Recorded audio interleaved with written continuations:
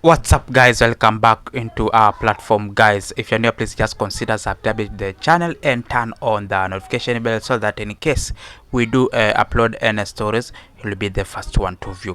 We used to say Ibrahim Traoré is the man who has a spirit of ruling, whereby we've seen some of the leaders here in Africa are coming up with the same spirit on how they can get out the can get up colonialism in their countries, how they can move away oppressors in their country. So we've seen there's a guy here in Kenya, we've seen on how he is coming up and saying on how he will come up and get out the leadership of William Samoei Ruto into power, other than he'll be getting in the government like Ibrahim Traoré, the way he got the government and rule the people of Kenya. So this is the spirit we are just seeing hovering here in Africa, and we are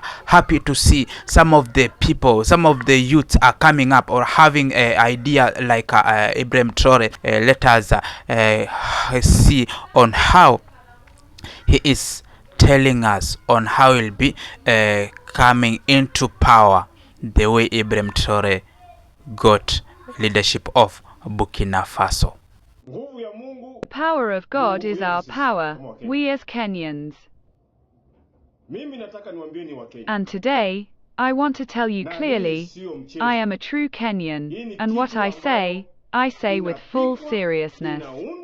This is not a joke. This is a movement that is being prepared, rising, and will soon take shape. We must liberate this nation from the hands of deceivers.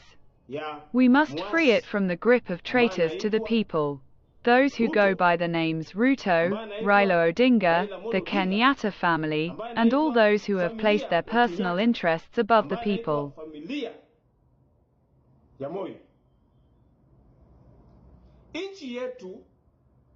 This country belongs to us, the common citizen, not to a privileged elite. We must be proud to be Kenyans. But how can we, when today, instead of feeling pride, we flee our own country because there is no leadership that cares for our needs? There are no institutions that stand up for the rights of the people. I, the one standing before you today, want to assure you, by the name of the living God, that as a nation, we can go on like this. We can access leadership that uses force to silence its people. Mimi hapa mnaniona hapa. Nataka niwahakikishie kwa hudi na ubani kwamba Ruto must leave the house. Through the power of our constitution, through the strength of our unity, through the voice of the people, and with the help of God. I was once a part of the system. I was deep inside the structure of power. I witnessed corruption, oppression, and hypocrisy with my own eyes. And today, if you ever had any doubt, wake up. We are not fighting fellow Kenyans. We are fighting for justice. We are fighting for the Constitution. We are fighting for our country. There is no constitution that allows the police to shoot a member of parliament. There is no law that permits the military to turn against its citizens. That is not the Kenya our forefathers fought for. That is not the Kenya we deserve. That is why I say again, this oppressive system must fall. Ruto and those who benefit from the sweat of ordinary citizens must go. We must find true allies, unite, and take collective action to return Kenya to its rightful owners, the people. Let's rebuild our government, our institutions, and even the country structures, because in their current form, they are designed to exploit, not to serve. I pledge with all my heart, I will return this country to the people, through the power of God and the strength of our unity. I want your money. I want your solidarity, your support, your love for this nation. Let us remember those who came before, our data.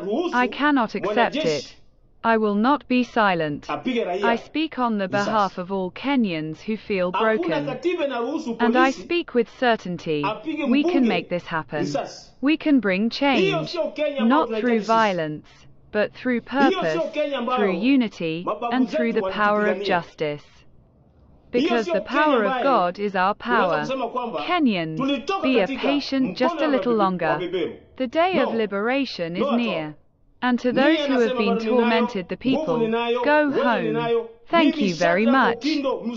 Stand with me. Pray for me. Without God, we are nothing. But with God, everything is possible. And I would rather die for this country than just without just. Kuleta mapinduzi ya kudumu ndani ya nchi ya Kenya.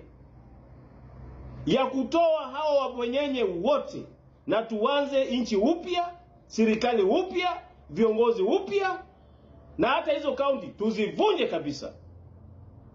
Kwa sababu hizo kaunti ziliwekwa kwa ajili ya kunyonya rasilimali ya wananchi, kwa ajili ya kunyonya nguvu ya wananchi.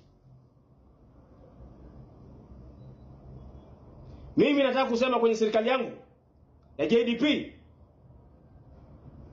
nchi nitairegesha kwa mkono ya wananchi. Na mimi nataka niwaambieni wananchi, nataka muniunge mkono, sio pesa.